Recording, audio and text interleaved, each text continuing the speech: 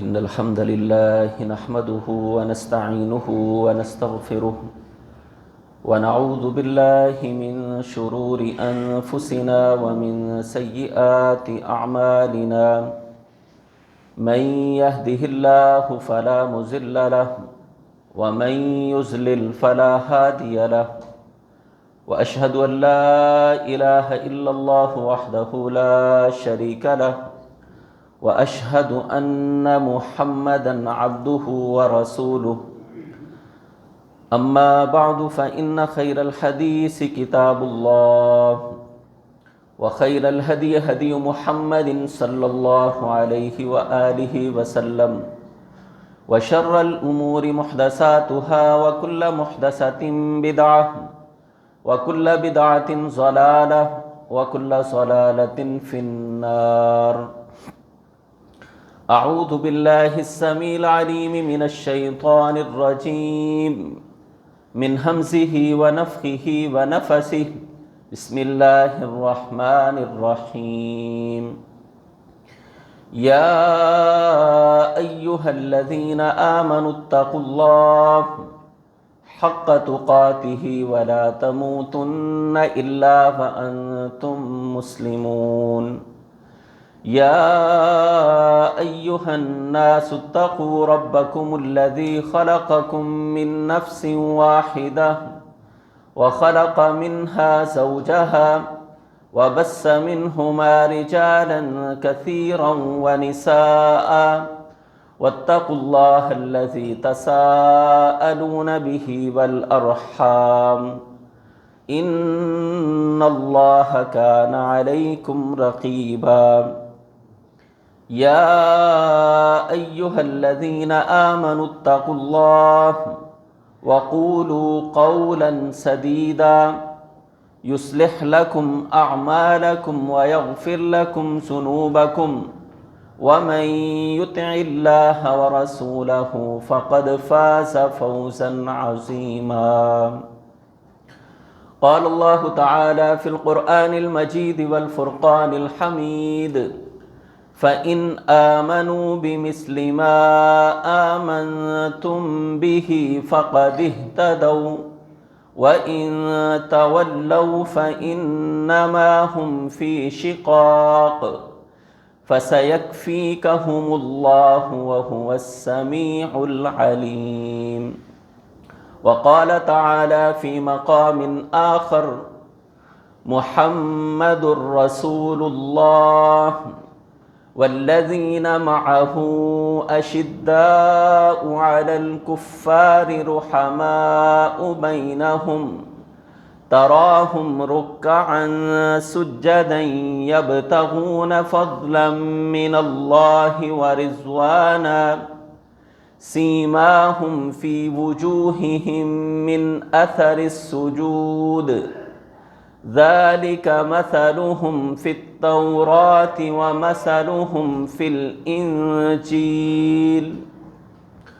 قال النبي صلى الله عليه وآله وسلم ما زر عثمان ما عمل بعد اليوم او كما قال رسول اللہ صلی اللہ علیہ وآلہ وسلم۔ ہر قسم کی حمد و ثنا اللہ ذوالجلال والاکرام کی ذات کے لیے خاص ہے۔ درود و سلام کے لائق امام الانبیاء جناب محمد الرسول اللہ صلی اللہ علیہ وآلہ وسلم کی ذات گرامی ہے۔ سامعین محترم، بھائیوں، دوستوں، بزرگوں، پردہ نشین ماؤں اور بہنوں،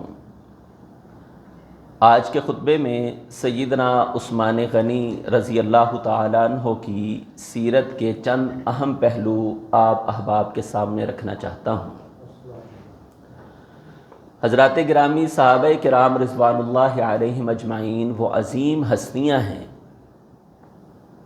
جن کی سلیکشن اللہ ذوالجلال والاکرام نے خود کی ہے۔ صحابی ہو جانا یہ کوئی معمولی بات نہیں ہے۔ میں سمجھتا ہوں کسی بھی صحابی کی اگر کوئی بھی فضیلت نہ ہو، آپ کسی کو یہ کہیں کہ اللہ کے رسول صلی اللہ علیہ وسلم نے اس کے متعلق فلاں کہا، فلاں صحابی دماد رسول ہیں، فلاں صحابی کو اللہ کے رسول صلی اللہ علیہ وسلم نے فلاں بشارت دی، یہ ساری باتیں اگر ایک سائیڈ پر رکھ دی جائیں، صرف اس بات کو سمجھ لیا جائے کہ صحابی کسے کہا جاتا ہے، تو آپ یقین جانیے صرف صحابی ہو جانا ہی بہت بڑے اعزاز کی بات ہے۔ اللہ ذوالجلال والاکرام نے صحابہ کرام رضوان اللہ علیہم اجمعین ان کے تذکرے، یعنی نبی علیہ الصلاۃ والسلام کے ساتھیوں کے تذکرے صرف قرآن میں نہیں بلکہ تورات و انجیل کے اندر بھی اللہ ذوالجلال والاکرام نے آپ علیہ الصلاۃ والسلام کے ساتھیوں کے تذکرے کیے۔ جیسے پیارے پیغمبر علیہ الصلاۃ والسلام کا تذکرہ تورات و انجیل میں موجود، سورۃ الاعراف ہمیں یہ بتاتی ہے، 9واں سپارہ ہے، الذی یجدونہ مکتوبا عندہم فی التوراۃ والانجیل یأمرہم بالمعروف وینہاہم عن المنکر ویحل لہم الطیبات ویحرم علیہم الخبائث ویضع عنہم اسرہم والاغلال التي كانت عليهم فالذين آمنوا به وعزروه ونصروه واتبعوا النور الذي انزل معه اولئك هم المفلحون۔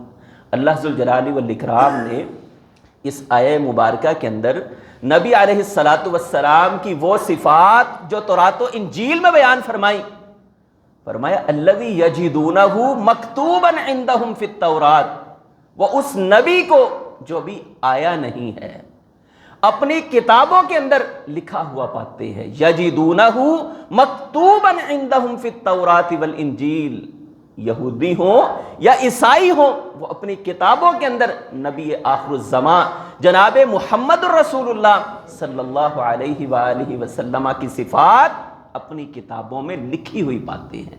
وہ نبی نیکی کا حکم دینے والا، برائی سے منع کرنے والا، اور یہی صفت اللہ ذوالجلال والاکرام نے پیارے پیغمبر علیہ الصلاۃ والسلام کے ماننے والوں کی بیان فرمائی کہ نبی کے ماننے والے صلی اللہ علیہ وآلہ وسلم وہ بھی نیکی کا حکم دینے والے، برائی سے منع کرنے والے۔ حضرات گرامی، ضمناً بات آئی ہے، میں اور آپ ذرا اپنا محاسبہ تو کریں۔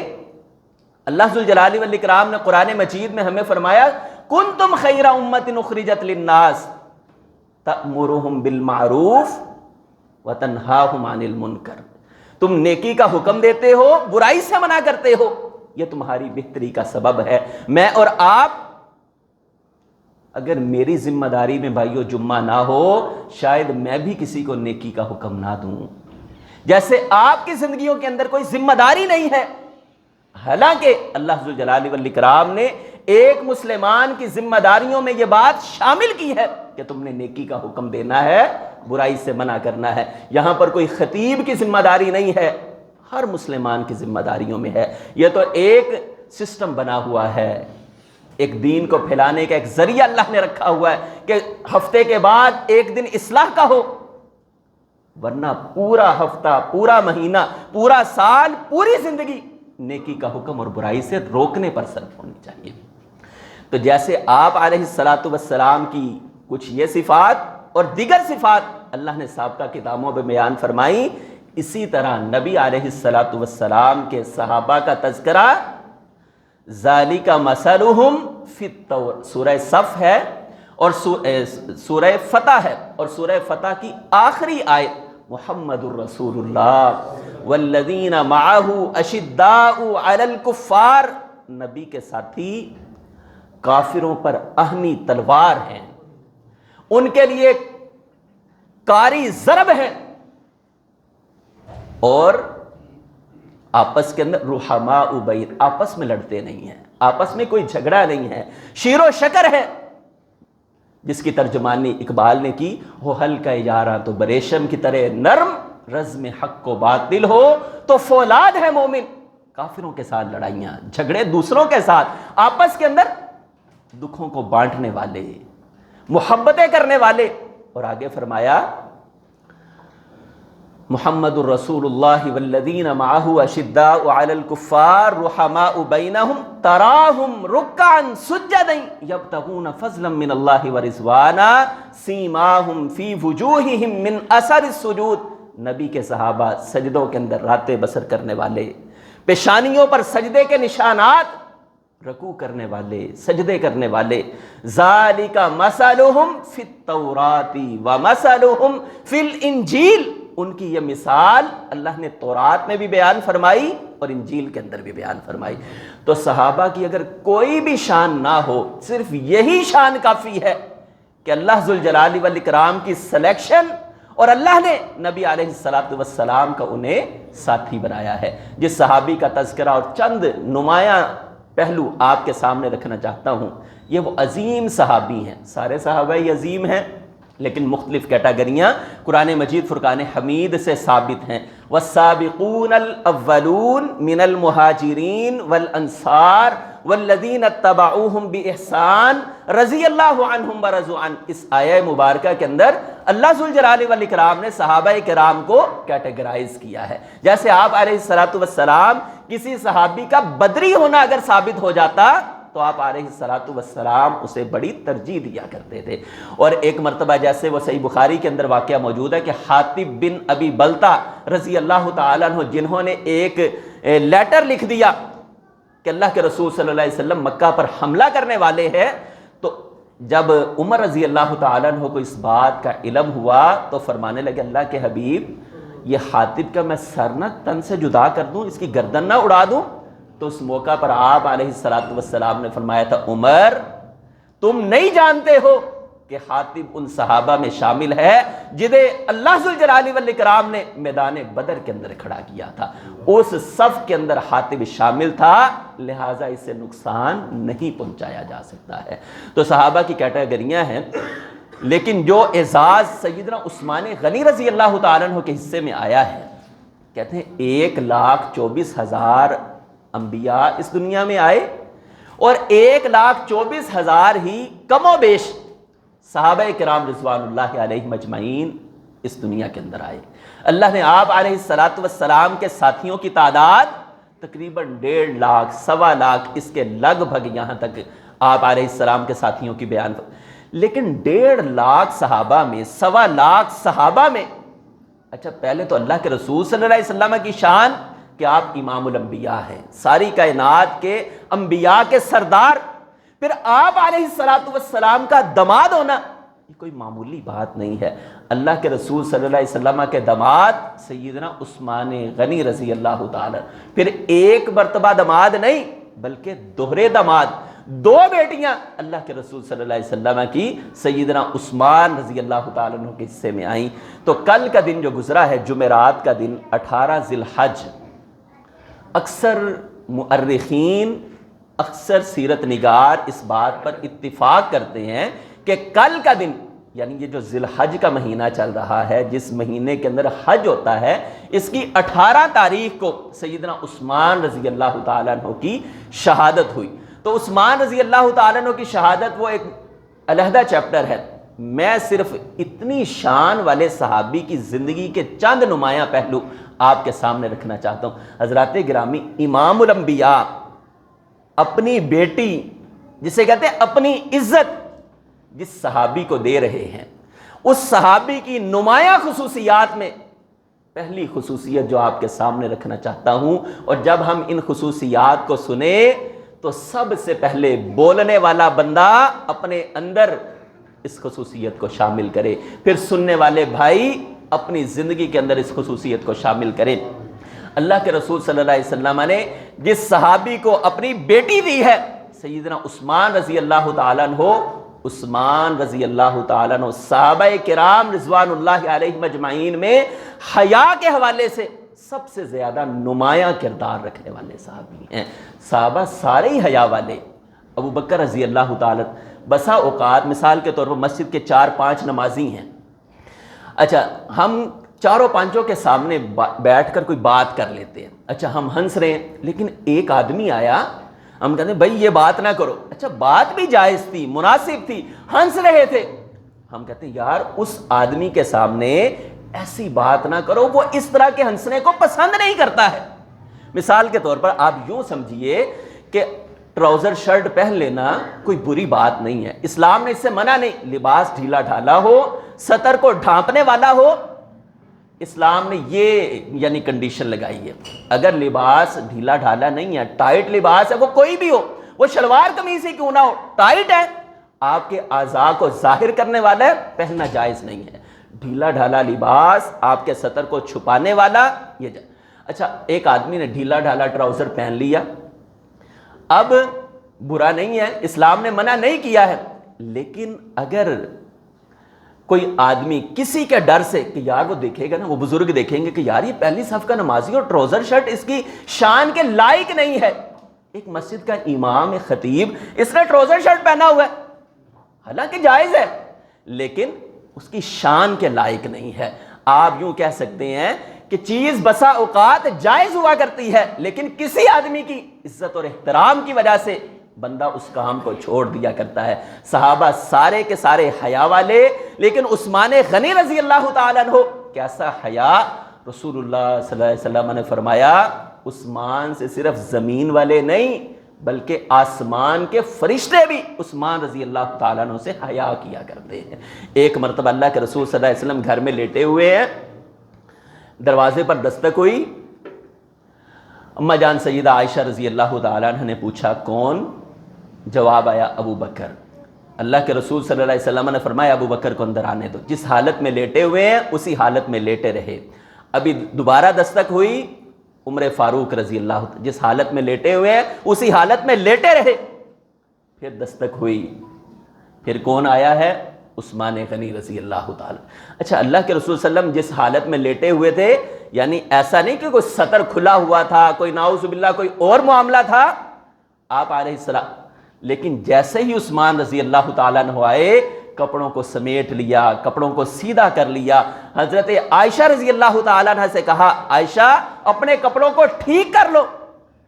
اما جان سیدہ عائشہ رضی اللہ تعالیٰ عنہ کہتی ہیں اللہ کے رسول صلی اللہ علیہ وسلم آپ لما اراکی فزعت لابی بکر و عمر، آپ پہلے اتنے پریشان نہیں ہوئے ابو بکر رضی اللہ عنہ کے لیے، عمر فاروق کے لیے؟ تو آپ علیہ الصلوۃ والسلام نے فرمایا ان عثمان رجل حیی، بے شک عثمان بڑا حیا والا آدمی ہے، یعنی وہ اتنا بھی برداشت نہیں کرتا ہے کہ انسان ایک نارمل انداز کے اندر لیٹا ہو، لہٰذا میں نے اس بات کو پسند کیا کہ جو عثمان کو پسند نہیں ہے، کائنات کے امام محمد الرسول اللہ صلی اللہ علیہ وسلم کو بھی وہ انداز پسند نہیں ہے۔ تو حضرات گرامی، حیا پر بہت ساری باتیں کی جا سکتی ہیں، اور آج میں اور آپ، اچھا حیا کے حوالے سے ایک بات جو میں نے پہلے بھی کئی دفعہ بیان کی، جب ہم درس نظامی سے فارغ ہوئے تو مولانا عبدالرشید حافظہ اللہ مجاہد آبادی جو نہر کے اوپر مرکز ام الہدیٰ میں جمعہ پڑھاتے ہیں، تو ان کے پاس پوری کلاس گئی، اچھا بزرگ آدمی ہیں، اور ان سے کہا کہ ہمیں کوئی نصیحت کریں۔ یہ بات میں پہلے بھی آپ کو کئی دفعہ سنا چکا ہوں۔ اچھا بندے کو نا بات کلک کوئی ٹائم ہوتا ہے، کسی ٹائم کر جاتی ہے، وہ پہلے نہ کی ہو شاید آج کر، تو فرمانے لگے پتر، پنجابی کے اندر، پتر میری گل پلے بن لو، وہ عالم دین نہیں ہے جس کی تنہائی پاک نہیں ہے۔ حضرات گرامی، جمعے کا خطبہ ممبر پر چڑھ کر بیان کر دینا اور پھر میرا موبائل رات کی تنہائیوں میں کیا دیکھتا ہوں، حیا کا ایک یہ لیول ہے کہ انسان اپنے رب سے حیا کرنے والا ہو۔ جب دنیا نہ دیکھ رہی ہو اس ٹائم کا حیا سب سے بڑا حیا ہوا کرتا ہے۔ آج میں اور آپ ذرا اپنا جائزہ تو لیں، محاسبہ تو کریں، کیا مسجد کے امام کا موبائل دوسرے لوگ دیکھ سکتے ہیں؟ میں اپنا موبائل بلا جھجک کسی کو پکڑا دوں کہ بھائی تم دیکھو؟ حضرات گرامی، ہم ڈر جاتے ہیں۔ یہی حال ہمارے نمازی بھائیوں کا ہے۔ ہمارا سوشل میڈیا آج ہمارے سے حیا کو چھین رہا ہے۔ عثمان غنی رضی اللہ تعالیٰ عنہ کی سیرت، اللہ کے رسول صلی اللہ علیہ وسلم نے اپنی 2 بیٹیاں اس صحابی کو دی ہیں جو سب سے زیادہ حیا کرنے والا ہے۔ آج ہمیں بھی معیار حیا کو بنانا چاہیے۔ جب ہم رشتے کریں تو ہم یہ دیکھ لیں، بلکہ بھائیو آج تو بے حیائی بھی ایک کانفیڈنس بنتا جا رہا ہے۔ آج سوشل میڈیا کے دور نے میری اور آپ کی ماں اور بہنوں کو سرے بازار ناچنا گانا، بس پیسہ آنا چاہیے، یہ بالکل عام ہوتا ہے. اور ہم اس بات کو بھائی گھر ہی بیٹھے، آپ یقین جانیے بسا اوقات ایسا بھی ہوتا ہے کہ برائی اتنی عام ہو جاتی ہے پھر وہ برائی لگتی بھی نہیں ہے. جب لاہور کے اندر شروع میں موٹر سائیکل پر عورت چلانا شروع ہوئی تو لوگ اس پر باتیں، وہ دیکھو فلاں کی بیٹی جا رہی ہے موٹر سائیکل چلا رہی ہے، اسکوٹی چلا رہی ہے فلاں. اچھا ایک دو اس طرح، اب ہر روڈ پر ہر گلی اتنا عام ہو گیا. اب بلکہ کہتے ہیں کہ عورت بیچاری یہ تو آسانی ہو گئی ہے.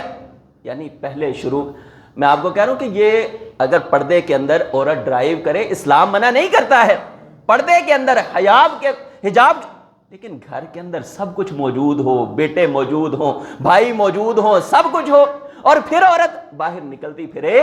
حضرات گرامی یہ بھی ایک بے حیائی کا معاملہ ہے. ہمیں چاہیے کہ ہم، آپ یقین جانیے بسا اوقات بات کرتے ہوئے بندہ گھبرا جاتا ہے کہ یار یہ بات بعد میں کہیں، تو حیا کا معاملہ اللہ کے رسول صلی اللہ علیہ وسلم کے متعلق حدیث میں آتا ہے اشد حیاء من العذراء فی خدرہا، شاید کمواری عورت اتنی حیا والی نہیں ہوتی جتنے اللہ کے رسول صلی اللہ علیہ وسلم حیا والے تھے. حضرات گرامی کاش میری اور آپ کی پہچان یہ بن جائے کہ یہ بندہ بڑا حیا والا آدمی ہے. اور آپ علیہ السلام نے فرمایا الحیاء والایمان قرینا جمیعا، حیا اور ایمان کا بڑا گہرا تعلق ہے. جب بندہ بے حیا ہو جاتا ہے ایمان بھی اس سے نکل جایا کرتا. آپ دیکھیں گے بے حیا بندوں کو کبھی آپ نیکی کے قریب نہیں آئیں گے. آپ اسے حیا کوئی نیکی کی بات کرے دور بھاگے گا. کیوں؟ جب اس سے حیا بے حیائی اس کے اندر آئی تو ایمان اس سے نکل چکا ہے. تو سیرت عثمان کا ایک بنیادی پہلو کہ عثمان رضی اللہ تعالیٰ عنہ بہت زیادہ حیا کرنے والے. دوسرا پہلو عثمان رضی اللہ تعالیٰ عنہ سخاوت کرنے والے. اچھا عثمان غنی، یہ غنی بھی بے پرواہی کے مان. اور میں یہ آج سمجھا ہوں کہ انسان جتنا سخی ہوا کرتا ہے نا اتنا اس کا اپنے رب پر توکل زیادہ ہوا کرتا ہے. میں نے سخاوت کو توکل کے ساتھ، آپ کیا سمجھتے ہیں کہ مالدار آدمی کے دل میں مال کی محبت نہیں ہوتی ہے؟ بہت زیادہ محبت ہوتی ہے. بندہ جتنا بھی امیر ہو، بلکہ رسول اللہ صلی اللہ علیہ وسلم نے فرمایا کہ دو چیزیں ایسی ہیں، انسان بڑھاپے کی طرف بھی جا رہا ہو، اس کے پیک کی طرف جا رہا ہو، لیکن اس کی محبت بڑھتی چلی جاتی ہے. ایک انسان مرنا نہیں چاہتا ہے، دوسرا مال و دولت کے اندر کبھی کمی نہیں چاہتا ہے. مال و دولت میں آپ دنیا کے مالداروں کو دیکھ لیں، کبھی بھی نہیں چاہیں گے کہ ہم ایک سٹیپ پیچھے آ جائیں. تو جتنا رب پر توکل گہرا ہوا کرتا ہے کہ یار کوئی مسئلہ نہیں ہے، رب نے مانگا دے دو دے دو، پھر دیکھی جائے گی، پھر آ جائے گا، پھر اللہ دے دیں گے، یہ توکل کی انتہا ہوا کرتی ہے. اللہ کے رسول صلی اللہ علیہ وسلم نے جس صحابی کو اپنی 2 بیٹیاں دی ہیں، با حیا بھی ہیں اور رب پر بہت زیادہ توکل کرنے والے بھی ہیں. تو عثمان غنی رضی اللہ تعالیٰ عنہ مدینہ کے اندر صحابہ کرام ہجرت کر کے آئے، پانی کی قلت کا سامنا ہے. یہودی کا ایک کنواں ہے اور پیسوں کے ساتھ بڑا مہنگے دام پانی فروخت کیا کرتا ہے. آپ علیہ السلام نے فرمایا کہ جو بندہ یہ بیر روما یہ کنواں خرید کر صحابہ کے لیے آسانی کر دے، میں اس بات کی ضمانت دیتا ہوں اللہ ذوالجلال والاکرام اس بندے کے گناہوں کو معاف کر دے گا. عثمان رضی اللہ تعالیٰ نے اٹھے، اللہ کے رسول آپ گواہ ہو جائے، میں نے اس یہودی سے یہ کنواں خرید کر صحابہ اکرام کے اندر وقف کر دیا ہے. حضرات گرامی یہ ایک موقع نہیں ہے، بلکہ ایک موقع پر اللہ کے رسول صلی اللہ علیہ وسلم نے مسجد کی توسیع کے لیے اعلان کیا. اور یہ مسجد کون ہے؟ جس کے اندر ایک نماز پڑھی جائے تو اللہ ذوالجلال والاکرام 500 نمازیں پڑھنے کا اجر و ثواب عطا کرتے ہیں. اور 1000 نماز پڑھنے کا اجر و ثواب عطا کرتے ہیں. یہ مسجد نبوی ہے. 1,00,000 نماز بیت اللہ کے اندر، 1000 نماز کا اجر و ثواب مسجد نبوی کے اندر. ایک روایت میں 50,000 کی بات آتی ہے، لیکن وہ روایت رسول اللہ صلی اللہ علیہ وسلم سے ثابت نہیں ہے، سندن ٹھیک نہیں ہے. 1000 نماز کا اجر و ثواب مسجد نبوی کے اندر اور 500 نمازوں کا ثواب مسجد اقصیٰ جو انبیاء کی سرزمین فلسطین کے اندر ہے، اس کے اندر نماز پڑھنے کا اجر و ثواب ہے. تو آپ علیہ السلام نے مسجد نبوی کی توسیع کا اعلان کیا عثمان رضی اللہ تعالیٰ عنہ سب سے پہلے اللہ کے رسول میں مسجد نبوی کی توسیع کے اندر حصہ ڈالنا چاہتا ہوں۔ غزوہ موتا کے موقع پر آپ علیہ السلام نے صحابہ میں اعلان کیا، عثمان رضی اللہ تعالیٰ عنہ، ایک مرتبہ یمن سے 100 اونٹوں کا قافلہ آیا، اللہ کے رسول صلی اللہ علیہ وسلم نے اعلان کیا اس قافلے کو اپنی تجارت کی جگہ پر اتروایا نہیں ہے۔ فرمایا اللہ کے رسول آپ مانگ رہے ہیں، آپ گواہ ہو جائیں، عثمان نے 100 کے 100 اونٹ اللہ کی راہ کے اندر وقف کر دیے ہیں۔ حضرات گرامی، ایک موقع پر غزوہ تبوک کے موقع پر اللہ کے رسول صلی اللہ علیہ وسلم نے اعلان کیا، عثمان غنی رضی اللہ تعالیٰ 1000 دینار، وہ 1000 دینار اس ٹائم کے ہوں یا آج کے ہوں، حضرات گرامی آج بھی دنیا کے امیر ترین لوگ عثمان غنی رضی اللہ تعالیٰ عنہ کی دولت کا مقابلہ نہیں کر سکتے ہیں۔ آپ بیٹھیں اور اندازہ کریں کہ اس ٹائم کے 100 اونٹ اور غلے سے بھرے ہوئے، اور فلاں موقع پر عثمان نے یہ دیا، یہ دیا، یہ دیا، آپ بھول جائیں گے دنیا کے امیر ترین لوگوں کو، عثمان رضی اللہ تعالیٰ عنہ۔ بلکہ اس کے اوپر عبد المجید سہدروی رحمت اللہ علیہ نے ایک کتاب لکھی، دولت مند صحابہ، کہ صحابہ کی دولتیں کتنی تھیں، آج کے دولت مند بھی صحابہ کی دولتوں کا مقابلہ نہیں کر سکتے ہیں۔ تو عثمان رضی اللہ تعالیٰ عنہ 1000 دینار لے کر آئے، اللہ کے رسول صلی اللہ علیہ وسلم ان دیناروں کو اچھال رہے ہیں اور ساتھ ہی فرما رہے ہیں ما ضر عثمان ما عمل بعد اليوم، عثمان آج کے بعد کوئی بھی عمل نہ کرے، اس کے جنت کے اندر جانے کے لیے اتنا ہی کافی ہے۔ تو حضرات گرامی، اللہ نے اگر ہمیں مال دیا ہے تو رب کی راہ میں خرچ کرنا۔ اچھا، امام شافعی رحمہ اللہ فرماتے ہیں میں نے اپنی زندگی کے اندر 2 چیزوں کا رزلٹ فوراً ہی بندے کو ملتا ہوا دیکھا ہے۔ ایک وہ آدمی جو اللہ کی راہ میں خرچ کرے پھر وہ غریب ہو جائے، کہتے ہیں میں نے اپنی زندگی کے اندر نہیں دیکھا ہے۔ جس نے خرچ کیا ہے اللہ نے اسے مال ضرور عطا کیا ہے۔ اور دوسرا وہ آدمی جو برائی کرے، بدکاری کرے، زنا کرے، اور وہ بدکاری اس کی طرف نہ لوٹے یا اس کا کوئی عبرتناک انجام نہ ہو، میں نے اپنی زندگی کے اندر نہیں دیکھا ہے۔ اللہ نے اگر مال دیا ہے تو اللہ ذوالجلال والاکرام کی راہ کے اندر خرچ کرنا، یہ بھی سیرت عثمان کا ایک اہم پہلو ہے۔ اللہ ذوالجلال والاکرام ہمیں ان دونوں باتوں پر عمل کرنے کی توفیق عطا فرمائے۔ وآخر دعوانا ان الحمدللہ۔